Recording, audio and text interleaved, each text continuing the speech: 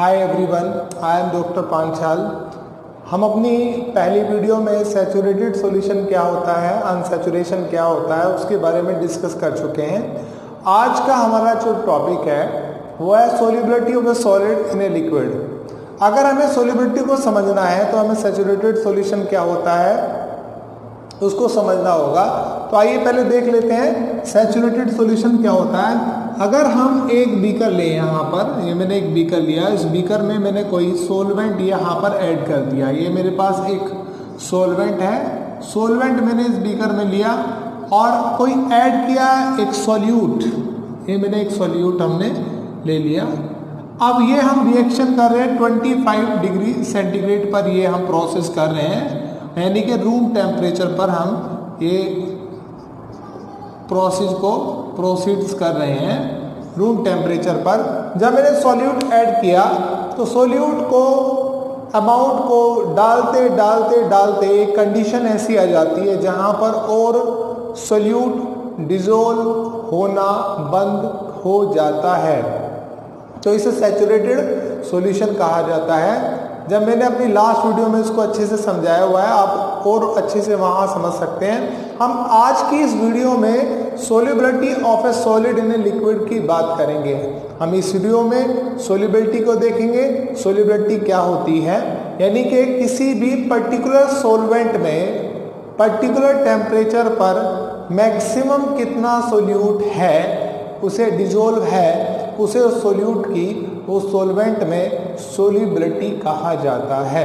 किसी भी particular solvent में पर्टिकुलर टेम्परेचर पर मैक्सिमम कितना सोल्यूट है, उसे उस सोल्यूट की उस सॉल्वेंट में सोल्युबिलिटी कहा जाता है।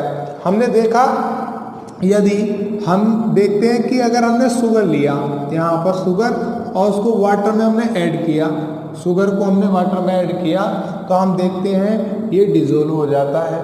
कई बार हम देखते हैं कि अगर हमने लिया बेंजीन, यहाँ पर अगर हमने यहाँ बेंजीन ले लिया है और बेंजीन को मैं वाटर के साथ ऐड करूँ तो हम देखेंगे ये डिसॉल्व नहीं होता है। अगर मैंने टेबल सॉल्ट NaCl लिया और NaCl को वाटर के अंदर ऐड किया मैंने, तो मैं देखूंगा कि ये डिसॉल्व हो गया। मैंने नैफ्थलीन लिया, वाटर के अंदर डाला, आप देखेंगे ये डिसॉल्व नहीं हुआ। आप देखते हैं कुछ चीज़ें पानी में घुल रही हैं और कुछ चीज़ें पानी में नहीं घुल रही हैं। इसका पता करने के लिए हमें सोल्युबिलिटी फैक्टर के फैक्टर अफेक्टिंग पॉइंट को समझना होगा। आखिर कौन कौन से फैक्टर अफेक्टिंग है जो सोल्युबिलिटी को इफेक्ट करते हैं, प्रभावित करते हैं। तो 3 बेसिकली फैक्टर होते हैं जिसके बारे में हम डिस्कस करते हैं। इफेक्टेड तो 2 ही करते हैं। फर्स्ट हमारे पास है nature of solute and solvent, यानी कि जिस सॉल्यूट को आप डिसॉल्व कर रहे हो, क्योंकि solubility of A solid and liquid कर रहे हैं हम, तो हमें क्या है, सॉलिड का नेचर और लिक्विड का nature of solute and solvent, और सेकंड हमारे पास है टेम्परेचर। क्या है, टेम्परेचर। थर्ड हमारे पास हुआ करता है प्रेशर। तो हम यहाँ पे शुगर को हमने देखा, शुगर वाटर में डिसॉल्व हो रहा है। बेंजीन को देखा, ये वाटर में डिसॉल्व नहीं हो रहा है। ऐसे ही हमने NaCl को देखा, ये वाटर में डिसॉल्व हो रहा है। ऐसे ही हमने नैफ्थलीन को वाटर में देखा, वो डिसॉल्व नहीं हो रहा है। तो ये डिपेंड करता है बेसिकली 3 फैक्टर पर, nature of solute, solvent, temperature. अब इन 2 बेसिक और प्रेशर, ये 3 फैक्टर को हम जानने की कोशिश करते हैं। तो पहला हमारे पास होता है nature of solute and solvent. Solute and solvent. अब हम यहाँ पर नेचर ऑफ सोल्यूट और सोलवेंट के बारे में यहाँ पर डिस्कस करने जा रहे हैं। मेरा पहला फैक्टर अफेक्टिंग है nature of solute and solvent. ये सोल्युबिलिटी को कैसे इफेक्टेड करता है, इस पर हम बात करने जा रहे हैं। जैसे मान लो मैंने एक सॉल्यूट यहाँ पे लिया है और एक यहाँ पर मेरे पास मैं ले लेता हूँ, चलो सॉल्वेंट। मैंने देखा सोल्यूट का नेचर, यदि पोलर ले लिया मैंने, पोलर नेचर का कोई सोल्यूट मैंने लिया और जो सॉल्वेंट है मेरे पास वो भी पोलर नेचर का है, वो भी पोलर नेचर का है, तो हम देखेंगे ये डिसॉल्व हो जाएगा। अगर कोई सोल्यूट नॉन पोलर नेचर का है और सॉल्वेंट भी नॉन पोलर नेचर का है तो ये भी डिसॉल्व हो जाएगा। अगर कोई सोल्यूट पोलर नेचर का है, ये सोल्यूट का नेचर पोलर है और इसका नेचर जो है वो नॉन पोलर है, नॉन पोलर नेचर है, तो ये डिसॉल्व नहीं होगा।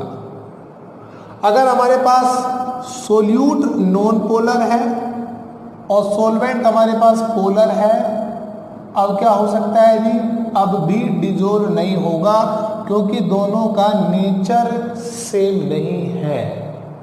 सेम नेचर की चीजें ही घुला करती हैं, डिसॉल्व हुआ करती हैं। अगर नेचर हमारे पास डिफरेंट हो जाता है तो वो चीज़ें आपस में डिसॉल्व नहीं हुआ करती हैं, पर ये हमेशा लागू नहीं होता है। इसकी क्या क्या कंडीशन होती हैं मैं अभी 1 बाय 1 करके बता रहा हूँ। अगर मेरे पास कोई आयनिक सॉलिड है, मेरे पास कोई आयनिक सॉलिड है और सॉल्वेंट भी मेरे पास, जो सोल्यूट जो मेरे पास है आयनिक नेचर का है और सॉल्वेंट भी मेरे पास क्या है, वो भी आयनिक नेचर का है मेरे पास, वहाँ पर ये भी आयोनिक नेचर का है, तो ये भी हो जाएगा क्योंकि दोनों का नेचर सेम हो गया।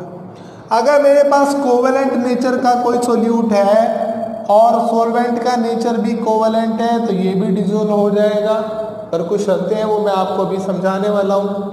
अगर मेरे पास कोई आयनिक मेरे पास कोई सोल्यूट है और कोवेलेंट मेरे पास सॉल्वेंट है तो ये नहीं होगा। अगर मेरे पास कोवेलेंट सोल्यूट है और मेरे पास सॉल्वेंट आयनिक है या आयनिक है तो ये भी नहीं होगा क्योंकि जो नेचर से दिख नहीं रहा है, सेम नहीं दिख रहा है, वो तो नहीं होगा। आयनिक कंपाउंड को वाटर में, आयनिक कंपाउंड जो का वाटर में सोल्यूबल होना, ये किन किन बातों पर निर्भर करता है, ये किसी एक बात पर निर्भर नहीं करता।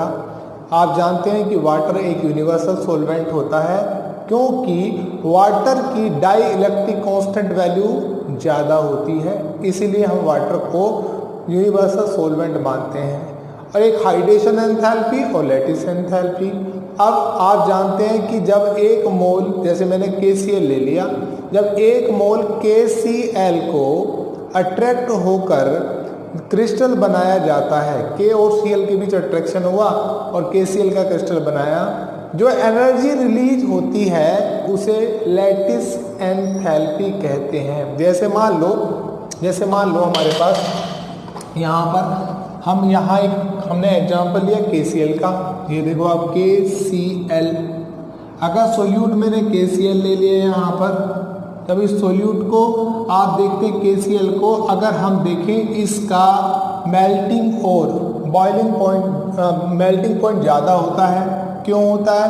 क्योंकि K और Cl के बीच जो बनने वाला फोर्स ऑफ अट्रैक्शन है, ये एक इलेक्ट्रोस्टैटिक फोर्स ऑफ अट्रैक्शन है। K मेटल है और ये नॉन मेटल है। अब मेटल नॉन मेटल के बीच इलेक्ट्रोस्टैटिक फोर्स ऑफ अट्रैक्शन बनता है जो बड़ा स्ट्रॉन्ग होता है। अगर सॉलिड KCl में करंट पास करें तो करंट पास नहीं होगा क्योंकि उसके पास फ्री इलेक्ट्रॉन नहीं है। मगर इस KCl को अगर वाटर में डिसॉल्व कर दें तो ये KCl अपने आयनों में टूट जाता है, K positive and Cl negative.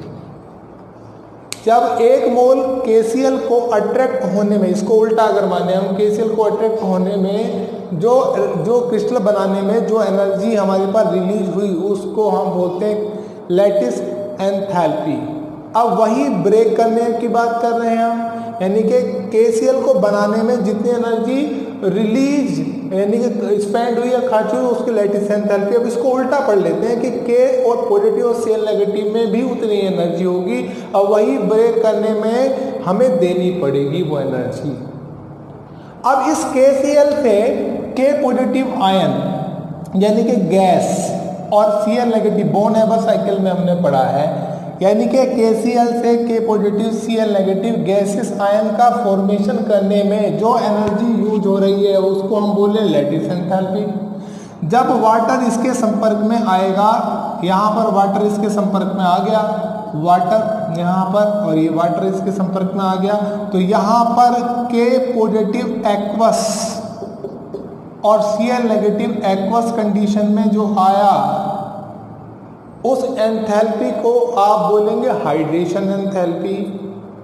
अब शर्त यह है कि नेचर ऑफ सोल्यूट सोलवेंट में मैं इसको क्यों पढ़ा रहा हूं, आयनिक कंपाउंड में वाटर में सोल्यूबल होगा या नहीं होगा, यह डिपेंड करेगा हाइड्रेशन एंथैल्पी और लैटिस एंथैल्पी पर। यदि हाइड्रेशन एंथैल्पी ज़्यादा होती है लैटिस एंथैल्पी से, लैटिस एंथैल्पी ब्रेक करने के इनके अट्रैक्शन से जो एनर्जी बनती है, चाहे बनाने में या ब्रेक करने में जितनी एनर्जी होती है उसको लैटिस एंथैल्पी बोलते हैं। अब इस गैसियस आयन से जो एक्वस आयन का फॉर्मेशन हमने किया है उसमें वाटर के संपर्क में आना पड़ेगा और वो अपने एक्वस आयनिक फॉर्म में उसको K पॉजिटिव और Cl नेगेटिव को आना पड़ेगा। इस पर हाइड्रेशन एंथैल्पी यूज होती है।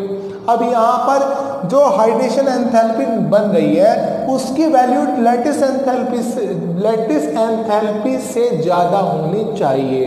क्या इस बात को हम कुछ ऐसे समझते हैं कि अगर हमारे पास K और Cl है, हमारे पास ये इनके बीच एक फोर्स ऑफ अट्रैक्शन क्रिएट हो रहा है और इस फोर्स ऑफ अट्रैक्शन को बनने में जो योगदान कर रही है एनर्जी वो लैटिस एंथैल्पी है। अब ब्रेक करने में भी उतनी ही लगेगी, यानी कि इन KCl के आयने को K और Cl नेगेटिव आयन बनने में, ब्रेक डाउन होने में जो एनर्जी हम यूज करेंगे उस एनर्जी को हम क्या बोलेंगे, हम बोलेंगे लैटिस एंथैल्पी। अब वाटर के जब इस KCl को वाटर में डिसोल्व किया जाता है तो किस तरीके से K पॉजिटिव और Cl नेगेटिव आयन आते हैं उस पर डिस्कस करते हैं हम। यहाँ पर जैसे वाटर के मॉलिक्यूल्स, इस पर पॉजिटिव चार्ज आएगा और इस पर नेगेटिव चार्ज आएगा। अगर हम इस पर देखें तो इस पर पॉजिटिव चार्ज आ जाएगा, इस पर नेगेटिव चार्ज आएगा, डेल्टा पॉजिटिव भी बोल सकते हो। वाटर एक पोलर नेचर का होता है तो वाटर का मॉलिक्यूल जो होता है वो कुछ इस तरीके से इसके संपर्क में आता है, इस पर डेल्टा पॉजिटिव, डेल्टा नेगेटिव और इस पर डेल्टा पॉजिटिव, यहाँ पर डेल्टा पॉजिटिव चार्ज आएगा। दूसरा वाटर मॉलिक्यूल्स भी ऐसे इसके आसपास आएगा और इस तरीके से ऐसे यहाँ पर नेगेटिव एंड इस पर पॉजिटिव इस तरीके से यहाँ पर आएगा। बल्कि Cl में जस्ट क्या होगा, ये एक वाटर है, ये हाइड्रोजन आपके पास, ये हाइड्रोजन, इस पे नेगेटिव और यहाँ डेल्टा पॉजिटिव, यहाँ पर डेल्टा पॉजिटिव। अब ये जो H और Cl के बीच में जो एनर्जी आपके पास में बनी है, ये हाइड्रेशन एंथैल्पी है, इसे क्लोराइड आयन की हाइड्रेशन एंथैल्पी बोलेंगे। और यहाँ पर जो इनके बीच में एक हाइड्रेशन एंथैल्पी बन रही है उसे K पॉजिटिव हाइड्रेशन एंथैल्पी बनेंगे। ये सब कुछ बीकर के अंदर हो रहा है क्योंकि सॉल्वेंट क्या वाटर है, यहाँ पर K पॉजिटिव और यहाँ पर Cl नेगेटिव है ऐसे, और वाटर के मॉलिक्यूल्स इस तरीके से अरेंज होंगे। अब ये एंथैल्पी जो होगी कहीं बाहर नहीं जाएगी, बल्कि इस एंथैल्पी का जो यूज हम करेंगे इस बॉन्ड को ब्रेक करने के लिए, यानी कि ये एंथैल्पी यहीं यूज कर ली जाती है और ये K और Cl के बीच के आयनों को ब्रेक करने के लिए यूज की जाती है। यहाँ पर हाइड्रेशन एंथैल्पी है, यहाँ पर आपके पास में जो हमें यहाँ से मिल रही है, और जो इसको ब्रेक करने के लिए हमें एनर्जी चाहिए वो लैटिस एंथैल्पी आपके पास हुई। अगर ये हाइड्रेशन एंथैल्पी ज़्यादा है इस ब्रेक करने वाली एंथैल्पी से तो ये ब्रेक होगा, यानी कि सोल्यूबल होगा। अगर ये ज़्यादा वैल्यू नहीं है तो ये सोल्यूबल नहीं होगा, ब्रेक नहीं होगा। यानी कि हाइड्रेशन एंथैल्पी की वैल्यू क्या होनी चाहिए, वो ज़्यादा होनी चाहिए। अगर हाइड्रेशन एंथैल्पी लैटिस एंथैल्पी से ज़्यादा है तो for dissolution of ionic compound in water possible है, वरना पॉसिबल नहीं है, वरना पॉसिबल नहीं है। तो यानी कि हाइड्रेशन एंथैल्पी की वैल्यू ज़्यादा होनी चाहिए लैटिस एंथैल्पी से। अगर कोई आयनिक कंपाउंड ये कंडीशन फॉलो करता है तभी वो किसी सॉल्वेंट में डिसॉल्व होगा, यानी कि वाटर में डिसॉल्व होगा। अब हम कोवेलेंट की सोल्युबिलिटी को देखते हैं। अब हम कोवेलेंट की सोल्युबिलिटी को देखते हैं। ये सोल्युबिलिटी हमने आयनिक कंपाउंड के लिए देखी कि आयनिक कंपाउंड वाटर में सोल्यूबल होता है। तो क्यों होता है उसका आप जानते हैं, क्योंकि जो आपके पास हाइड्रेशन एंथैल्पी है उसकी वैल्यू ज़्यादा है लैटिस एंथैल्पी से। अब कोवलेंट का देखते हैं। आप देखते हैं ग्लूकोज, ये ग्लूकोज है, आप देखते हैं इस ग्लूकोज को वाटर में डालेंगे तो डिजोल्व हो रहा है। अल्कोहल देखते हैं आप, अल्कोहल को वाटर में डालेंगे तो डिजोल्व हो रहा है। बेंजीन आप देखेंगे, बेंजीन यहाँ पर बेंजीन आप देखेंगे, ये यहाँ पर वाटर में आपने डाला तो बेंजीन डिजोल्व नहीं हुआ। अब ऐसा भाई इसमें भी कोवेलेंट बॉन्ड होता है, इसमें भी कोवेलेंट बॉन्ड होता है, इसमें भी कोवेलेंट बॉन्ड होता है। ये वाटर में डिजोल्व हो रहा है नहीं हो रहा है, हो रहा है तो क्यों? अब बेंजीन वाटर के कोवेलेंट बॉन्ड बनाने के बावजूद कैसे बनाता है, क्या बनाता है, ये इस पे हमें डिस्कस करना है। हम लेते हैं, हमने मान लो सपोज करो ये हमारे पास वाटर का, हमारे पास एक वाटर मॉलिक्यूल्स है और वो हम ये देखो इस तरीके से वाटर हमने यहाँ बनाया। ये मेरे पास दूसरा वाटर है ऐसे यूँ करके, और ये सॉल्वेंट के रूप में काम कर रहा है। ये वाटर क्या सॉल्वेंट है, वाटर के बीच में इंटरमोलिकुलर हाइड्रोजन बॉन्ड पाया जाता है, इंटरमोलिकुलर हाइड्रोजन बॉन्ड पाया जाता है। जब हम इसमें अल्कोहल डालते हैं, ये मैंने अल्कोहल डाला इसमें और इस तरीके से ये यहाँ पर ये मैंने अल्कोहल डाला, तो अल्कोहल ने भी वाटर के मॉलिक्यूल के साथ इंटरमोलिकुलर हाइड्रोजन बॉन्ड बना लिया। केवल वही कोवेलेंट कंपाउंड वाटर में सोल्यूबल होंगे जो वाटर के साथ इंटरमोलिकुलर हाइड्रोजन बॉन्ड बना लेंगे। अदरवाइज जो ऐसा नहीं करता है वो सोल्यूट नहीं घुलेगा, नहीं डिजोल्व होगा, चाहे वो खुद पोलर नेचर का ही क्यों ना हो। यहाँ पर आप देख रहे हैं कि वाटर क्या है, पोलर नेचर का है, और आप देख रहे हैं ग्लूकोज के अंदर कहीं ना कहीं पोलरिटी के थ्रू हाइड्रोजन बॉन्ड बन रहा होगा, जिसकी वजह से ग्लूकोज इसमें डिजोल्व हो रहा है। अल्कोहल के अंदर आपने देखा, बेंजीन के अंदर ये नहीं बन रहा होगा, जिसकी वजह से वो डिजोल्व नहीं हो रहा है। सिंपल शब्दों में एक बात को हम कुछ ऐसे समझ सकते हैं कि हमारे पास दो तरह के सोल्वेंट होते हैं, एक पोलर नेचर का, एक नॉन पोलर का नेचर। अगर दोनों का नेचर सेम है तो वो सोल्यूबल होगा, डिजोल्व होगा, और अगर दोनों का नेचर सेम नहीं है तो वो डिजोल्व नहीं होगा।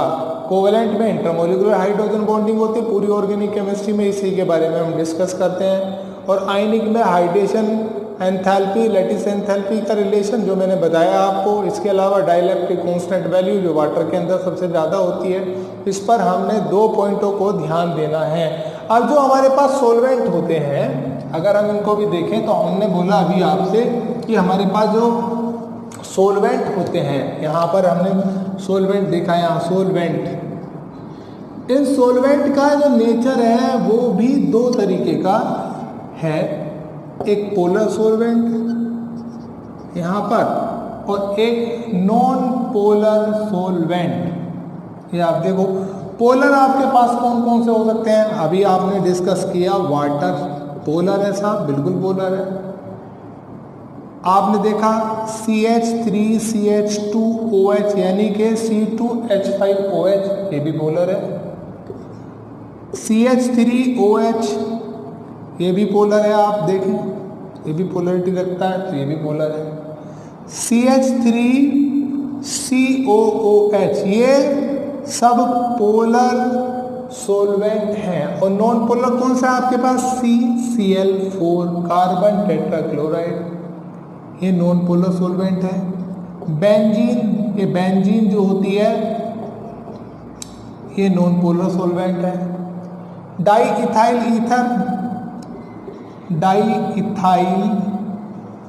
ईथर, ये नॉन पोलर सोल्वेंट है आपके पास। मिथाइलिन क्लोराइड यानी कि CH2Cl2, ये भी नॉन पोलर सॉल्वेंट है। अब अगर कोई सोल्यूट पोलर नेचर का है तो वो पोलर में क्या हो जाएगा, dissolve, polar non polar solvent में डिजोल्व हो जाएगा, और अगर नॉन पोलर है वो नॉन पोलर में डिजोल्व हो जाएगा। इसी रूल को, जो घुल जाता है डिजोल्व हो जाता है, इसी नियम को, इसी रूल को, इसी कॉन्सेप्ट को हम लाइक डिजोल्व लाइक कहते हैं।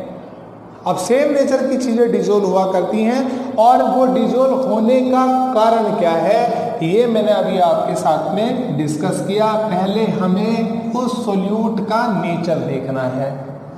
अब नेचर देखने के बाद में अगर वो पोलर है तो सिंपल सी बात पोलर में, और फिर अगर हम उसकी डिसोल्व होने की थ्योरी को देखेंगे तो फिर आयनिक है तो डाइलेक्ट्रिक कांस्टेंट अगर वाटर लिया है हमने, अगर हमने वो वाटर नहीं कोई सॉल्वेंट लिया है तो हम देखेंगे उसकी हाइड्रेशन एंथैल्पी, अगर वाटर के साथ भी देख सकते हैं, और लैटिस एंथैल्पी।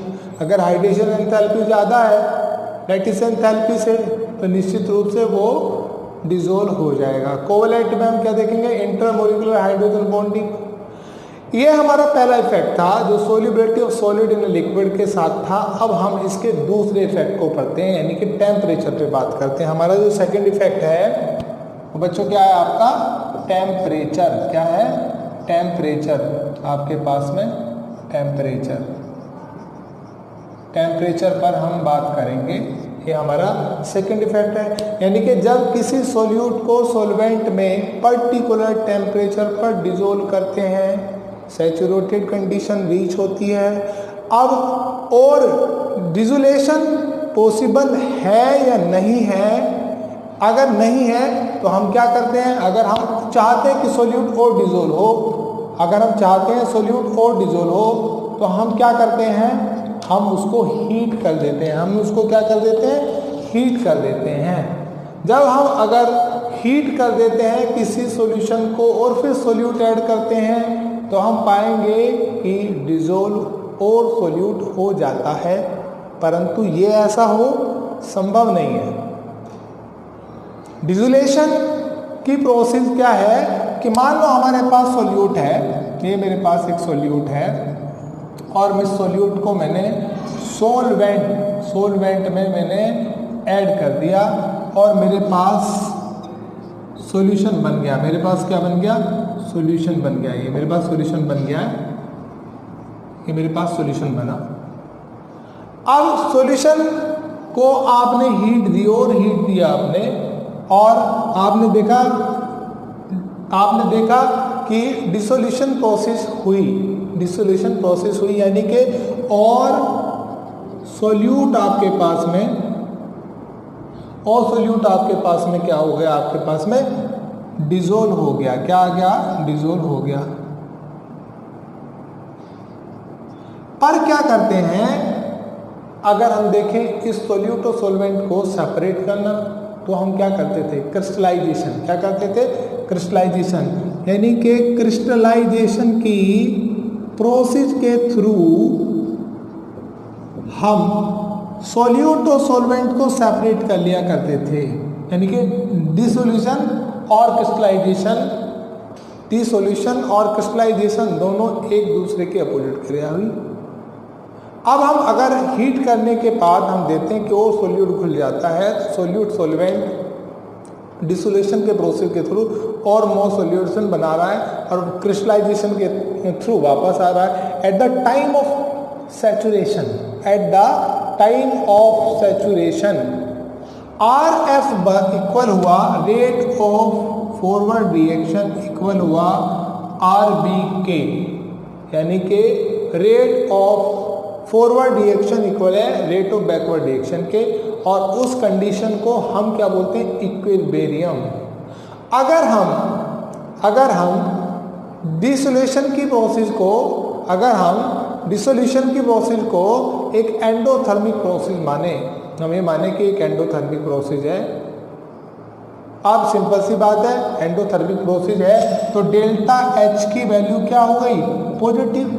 डेल्टा H की वैल्यू क्या होगी, पॉजिटिव, यानी कि हीट एब्जॉर्ब होती है according to Le Chatelier principle. According to Le Chatelier principle, अगर सोल्यूट और सोलवेंट की डिसोल्यूशन की प्रोसेस को मैं एंडोथर्मिक प्रोसेस मान लूँ, एंडोथर्मिक क्या मान लूँ, एंडोथर्मिक, तो क्रिस्टलाइजेशन क्या हो गई आपके पास, वो हो गई एक्सोथर्मिक प्रोसेस। वो क्या हो गई आपके पास एक्सोथर्मिक प्रोसेस। और इस प्रोसेस के अंदर डेल्टा एच की वैल्यू क्या है, पॉजिटिव, क्या है, positive. Eight the time of equilibrium temperature rise किया जाता है, तब एंडोथर्मिक प्रोसेस होती है। तो सोल्यूबिलिटी क्या हुई, इंक्रीज, क्या हुई, इंक्रीज। ठीक वैसे ही अगर मैं डिसोल्यूशन की प्रोसेस को एक्सोथर्मिक प्रोसेस मान लूँ, यानी कि मैं ये सोल्यूट है मेरे पास और ये मेरे पास सोलवेंट है, और इस प्रोसेस को मैं एक्सोथर्मिक प्रोसेस मान लूँ, ये मेरे पास सॉल्यूशन बना, और इस वाली प्रोसेस को मैं एंडोथर्मिक प्रोसेस मान लूँ, ये मान लूँ मैं एंडोथर्मिक प्रोसेस, एंडोथर्मिक मान लूँ, तो डेल्टा एच नेगेटिव होगा, डेल्टा एच नेगेटिव होगा, जो मुझे ये बात संकेत देगा कि अगर टेम्परेचर मैं कम कर देता हूँ तो एक्सोथर्मिक प्रोसेस में सोल्यूबिलिटी डिक्रीज हुआ करती है। यानी कि टेम्परेचर जब इंक्रीज किया जाता है तो सोल्यूबिलिटी क्या होती है, कम होती, ज़्यादा होती है पहली प्रोसेस में, और सेकेंड प्रोसेस में क्या है, सोल्यूबिलिटी क्या होगी, वो डिक्रीज होगी। तो सिंपल सी बात और लॉजिकल बात ये निकल के आई, जो हम जिस बात पर हम डिस्कस कर रहे हैं कि सॉल्यूशन बनाते वक्त अगर हम देखें ये कैसे पहचाने कि ये प्रोसेस एंडोथर्मिक है कि एक्सोथर्मिक है। सॉल्यूशन बनाते वक्त अगर बीकर ठंडा हो रहा है तो एंडोथर्मिक है, डेल्टा एच पॉजिटिव है, और सॉल्यूशन बनाते वक्त यदि बीकर गर्म हो रहा है तो क्या हुई आपके पास, एक्सोथर्मिक है, डेल्टा एच नेगेटिव। इस आधार पर यह पाया गया है generally increase in temperature, generally temperature increase करने पर सोल्यूबिलिटी इंक्रीज होती है और टेम्परेचर डिक्रीज करने पर सोल्यूबिलिटी डिक्रीज होती है। परंतु कुछ केस ऐसे भी हैं जहां पर वीकर अट्रैक्शन होने की वजह से सोल्यूट पार्टिकल के बीच में जो है, वीकर अट्रैक्शन होने के बीच में सोल्यूट सोलवेंट के पार्टिकल के बीच वीकर अट्रैक्शन होता है। We can say that the generally increase in temperature but weaker attraction between the atom in a solute particle, its solubility in solvent become faster, just like as example KCl, NaCl, KBr, NaNO3। पर Na2CO3 और Na2SO4 into 10H2 solubility आपने increase और decrease in temperature because energy is released during this solution process is endothermic। तो simple सी बात हमारे पास से निकल के आई कि Na2CO3 और Na2SO4 into 10H2 में जैसे हम टेम्परेचर को डिक्रीज करते हैं तो सोल्यूबिलिटी इंक्रीज होती है। इसका कारण क्या है, इसका कारण आपने क्या, weaker force of attraction between the solute and solvent particle के बीच में ऐसा पाया गया है। प्रेशर की बात करें तो प्रेशर का कोई भी significant effect solubility of solid in liquid पर नहीं पड़ता है। अपने नेक्स्ट वीडियो में हम सोल्यूबिलिटी ऑफ गैस के बारे में पढ़ेंगे। तो तीन बेसिकली हमारे पास फैक्टर थे, टेम्परेचर जो हमने देखा, जो हम कॉमन अगर हम देखें किसी सोल्यूट सोलवेंट के बीच में अगर टेम्परेचर बढ़ाते हैं तो सोल्यूबिलिटी भी क्या होती है, वो बढ़ जाती है, और अगर टेम्परेचर घटाते हैं तो सोल्यूबिलिटी भी घट जाती है। अगर हम दूसरी बात करें उससे पहले, नेचर ऑफ सोल्यूट सोलवेंट, अगर सेम नेचर की चीज़ें हैं तो वो आपके पास में क्या होता है, वो आपके पास में डिजोल्व हो जाती हैं। अगर नेचर दोनों का सेम नहीं है तो डिजोल्व नहीं होंगी।